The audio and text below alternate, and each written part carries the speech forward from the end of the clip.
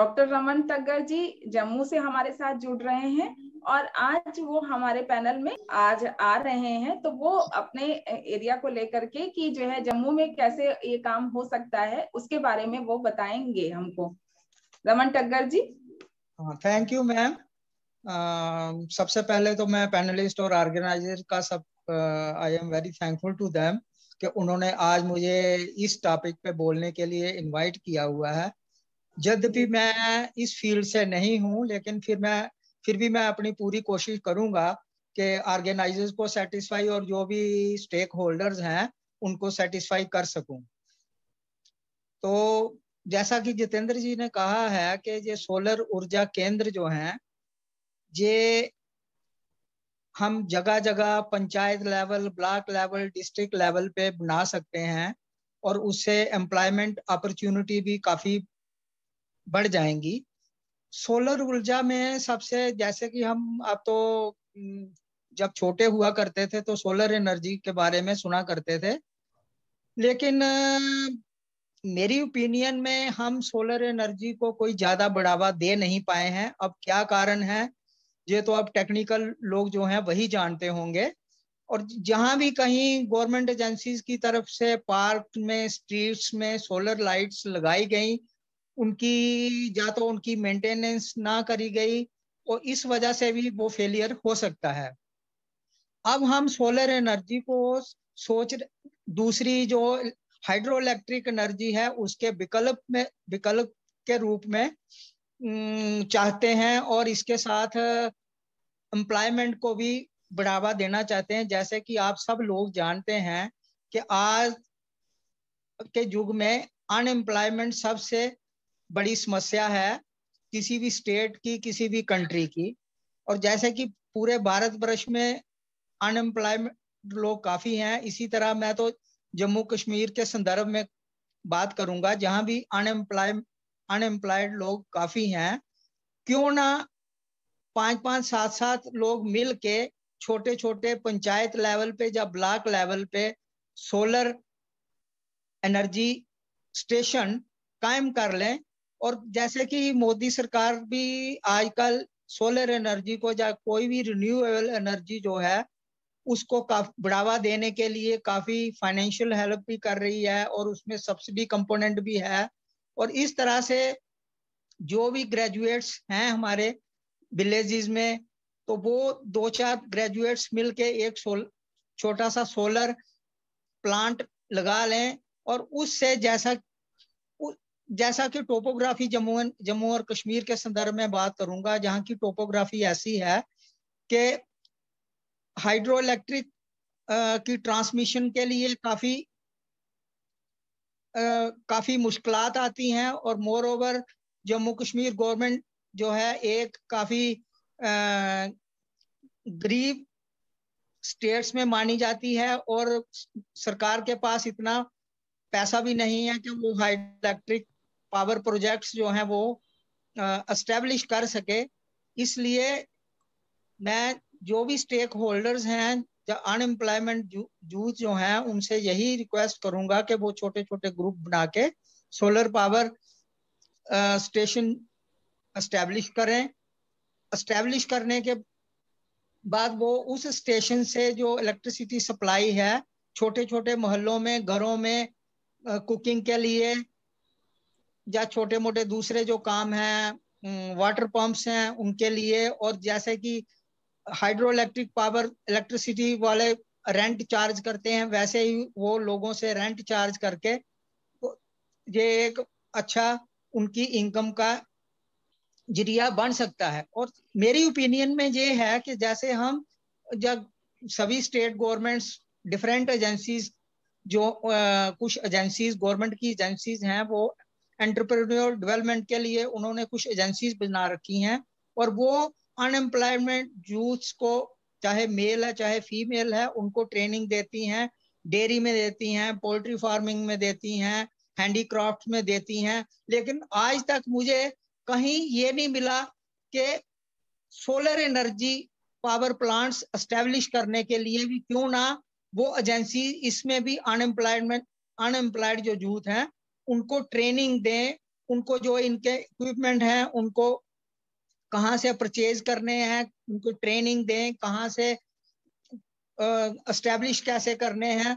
तो अगर government agency entrepreneurship development जो है गवर्नमेंट की तरफ से जो एजेंसी हैं इस काम में लगी हुई हैं, वो इस तरह से भी जो अनएम्प्लॉयड यूथ हैं उनमें इस सोलर एनर्जी पावर प्लांट, छोटे छोटे प्लांट एस्टेब्लिश करने में उनको प्रोत्साहन कर सकती हैं। जब हमारे अनएम्प्लॉयड यूथ हैं उनको इस फील्ड की नॉलेज ही नहीं होगी तो फिर हम कैसे एक्सपेक्ट कर सकते हैं कि वो इस फील्ड में आए हैं। अगर वो इस फील्ड में आ जाएंगे, उनको जो डिफरेंट इक्विपमेंट्स हैं परचेज करने के लिए, सोलर एनर्जी से रिलेटेड जो इक्विपमेंट हैं उनके बारे में भी नॉलेज होगी, जो डिफरेंट कंपनीज हैं उनके बारे में भी नॉलेज होगी, प्रॉपर कहाँ से हमें परचेज करने हैं, कौन सी कंपनी अच्छी है, कौन सी कंपनी अच्छी नहीं है। तो मैं जो भी आज के पैनलिस्ट जो हैं, जो ऑर्गेनाइजर्स हैं, उनको ये रिक्वेस्ट करूंगा कि सोलर एनर्जी पावर प्लांट्स के लिए एंटरप्रेन्योरशिप डेवलपमेंट के लाइन में वो डिफरेंट स्टेट गवर्नमेंट से, यूनियन टेरिटरी से वो कनेक्ट करें और उनको ये रखें कि डेयरी, हार्टिकल्चर, पोल्ट्री फार्मिंग उसके साथ इस एक फील्ड को भी जोड़ें ताकि हमारे जो अनएम्प्लॉयड यूथ हैं उनकी इसमें रुचि बने, वो छोटे छोटे पावर प्लांट एस्टेब्लिश करें। और इससे एक तो ये होगा कि हमारे जो हाइड्रो इलेक्ट्रिक पावर प्लांट्स हैं उनमें आपको पता है कि 5-5 हजार, 10-10 हजार करोड़ रुपया उनको एस्टेब्लिश करने के लिए चाहिए, लेकिन इन जो सोलर पावर स्टेशन है इनको एस्टेब्लिश करने में बहुत कम पूंजी से अनएम्प्लॉयड यूथ जो हैं वो गवर्नमेंट सब्सिडी में से या कुछ कंपोनेंट वो एज लोन ले सकते हैं गवर्नमेंट से, उनको एस्टेब्लिश करें और अपनी रोजी रोटी कमाएं। अंत में मैं ऑर्गेनाइज पैनलिस्ट का मैं बहुत आभारी हूं जिन्होंने मुझे जहां मौका दिया बोलने के लिए, और मैं सबसे ज्यादा आभारी हूं जो चेयरपर्सन हैं ऊर्जा ग्लोबल प्राइवेट लिमिटेड की वो बहुत इस फील्ड में बहुत अच्छा काम कर रही हैं और उम्मीद करता हूं कि वे आने वाले टाइम में भी बहुत अच्छा काम करेंगी। Thank you all. Thank you sir. आपकी जानकारी जो है वह बहुत अच्छी लगी। मुझे लगता है कि ये हम लोगों को जरूर कहीं ना कहीं हेल्प करेगी। मैं डॉक्टर मीता सिन्हा से रिक्वेस्ट करूंगी कि वो जो है कुछ शब्द बोलें। Thank you Smita, thank you doctor साहब। Thank you. हाँ, it was a big pleasure and great honour from our side कि आप हमारे साथ जुड़ सके इतने और टाइम पे और इतने शॉर्ट नोटिस पे, और हमें आपने बताया कि जम्मू कश्मीर में क्या प्रॉब्लम है। नॉर्मली हम लोग सारे इंडिया के बारे में बातें करते हैं और वो एक ऊपर में टॉपिक की तरह रहता है, वो हमसे छूट जाता है हमेशा, और हमें यही नहीं पता चलता कि हम उनको कहाँ तक इन्वॉल्व करें और ना करें, और डर भी जाते हैं कि अब पता नहीं कहाँ से कौन सी गोली चलेगी और कौन सा ये धमाका होने वाला है। तो हम लोग ना उस तरफ देखते ही नहीं है, और हम सोलर जो भी काम करते हैं हम उसके नीचे से काम करते हैं, टोपी नहीं पहनते हम लोग। तो डॉक्टर साहब आई एम वेरी हैप्पी कि आप हमारे साथ जुड़े, और एटलीस्ट आपने हमें ये बताया, क्योंकि हमें ये भी नहीं अंदाजा था कि वहाँ पे सोलर कितना है और कहाँ तक है, और वहाँ की बेसिकली जो इलेक्ट्रिक जनरेशन है वो हाइड्रो इलेक्ट्रिकल पे फोकस ज्यादा है। हाइड्रो इलेक्ट्रिकल की अपनी समस्या है, लेकिन मुझे लगता है कि सोलर एक अच्छा सा विकल्प है। जैसे मैं पहले भी 3 दिन से यही कह रही हूँ कि सोलर एनर्जी जो है it is a good alternate source of energy, और इसमें कोई खर्चा भी नहीं है, बहुत कम लागत में लगता है और लंबे सालों तक चलता है। ज्यादा कुछ प्रॉब्लम होने की नहीं ज्यादा होती है। हमारे पास बहुत सारे प्रोटोटाइप्स है और हमारे पास एक अच्छी सी डिजाइन टीम भी है, जो बहुत सारे अच्छे इंजीनियर्स जुड़े हुए हैं और डिजाइनर्स जुड़े हुए हैं, जो नीड ऑफ द आर, जो जो वहाँ की जैसी जरूरत है उस तरीके के से प्रोडक्ट को डिजाइन कर सकते हैं।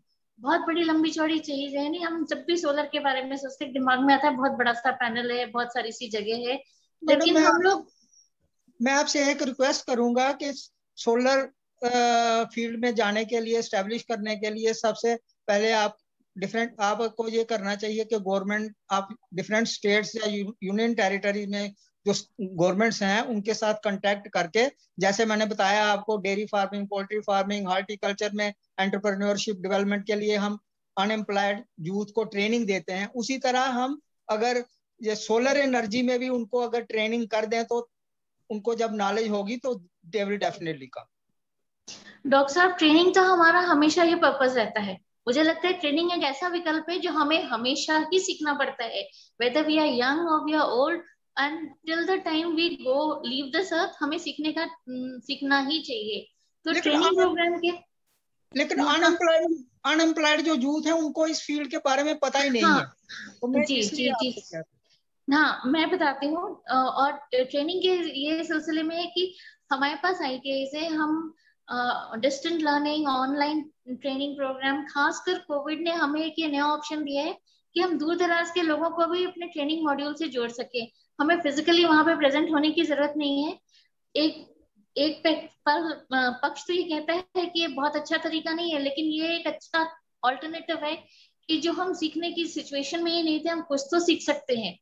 अगर हम कुछ भी नहीं सीखेंगे तो फिर कैसे होगा। तो हमने शॉर्ट टर्म ट्रेनिंग प्रोग्राम जरूर डिजाइन किए हैं। हमारे ऊर्जा केंद्र से आप लिंकअप होइए। हमारे ITIs हैं, गवर्नमेंट ITIs हैं, PPE मॉडल के अंदर है, हमारी यूनिवर्सिटी है, उसके थ्रू हम लोग बहुत सारे ट्रेनिंग प्रोग्राम्स डिजाइन करते हैं सो दैट, और उसको स्किल के साथ लिंक कर रहे हैं so that they can be उनकी जो सर्टिफिकेशन है वो कहीं पे भी किसी भी लेवल पे उनको एम्प्लॉयमेंट दे सकती है। रोजगार करना चाहे तब भी ठीक है। और जी, लेकिन हमारी स्टेट में अभी कोई ऐसा आया नहीं है, कुछ भी ऐसा सुना अभी नहीं आया। तभी तो हमने आपको डॉक्टर साहब लिया है पैनल में कि हम तो 4 डॉक्टर साहब बहुत सालों के से मैं जा रही थी। मैंने आपको शुरू में ही कहा कि हम लोग इंडिया में ना टोपी को भूल जाते हैं, नीचे से शुरू करते हैं। हम डर के मारे वहां तक जाते ही नहीं है, ना कोई जाने के लिए राजी है, ना कोई बताने के लिए राजी है। और आपको जोड़ने का एक मेजर मकसद था कि डॉक्टर साहब हम चाहते हैं कि आप हमारे साथ जुड़िए, हमारे पैनल पे और भी लेवल पे कंट्रीब्यूट कीजिए। हम चाहते हैं कि उस स्टेट को हम कुछ कर सके, उस स्टेट के लिए। Okay, I am ready to help you. जब भी कहीं have to help me for training programs. You please interact with all the youngsters, women, unemployed, old, young, anybody who is willing to learn, जो सीखने की चाहत रखता है। Sir, my number is there, this phone number is there, this organization is there, who is willing to take। हमारे यहाँ कोई age limit, कोई एज बार नहीं है, ना कोई जेंडर है। वैसे मैं पर्सनली चाहती हूँ कि महिलाएं ज्यादा से ज्यादा आए, लेकिन कोई ऐसा कहीं लिखा नहीं है कि महिलाओं को ही हम ट्रेनिंग देंगे, ऐसा नहीं है। हम चाहते हैं हर एज ग्रुप में हर कोई ट्रेनिंग से जुड़े। डॉक्टर साहब, I am counting on you for this. आपको हमारे को हर लेवल पे मदद करना है। एंड आप पैनल में हैं तो आप ये मत सोचिए कि सिर्फ पैनल में आपने 10 मिनट बोला और आप छूट जाएंगे। हम आपको छोड़ने वाले नहीं है। आप प्लीज हमारे को बहुत ज्यादा लेवल पे हेल्प कीजिए। डेफिनेटली। हाँ, तो आई थिंक मैं इससे ज्यादा नहीं बोलूंगी। और Smita, please put thank you doctor साहब। It's my request, after the programme we will get in touch with you and you have to help us out for this. Okay ji, welcome. हाँ, okay ji, thank you doctor साहब।